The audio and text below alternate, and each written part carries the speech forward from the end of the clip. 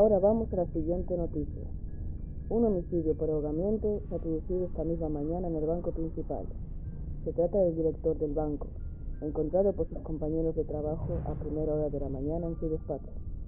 Suposiciones apuntan a que pueda ser un ajuste de cuentas, ya que ningún bien ha sido robado. El presunto criminal todavía no ha sido identificado y está a la búsqueda.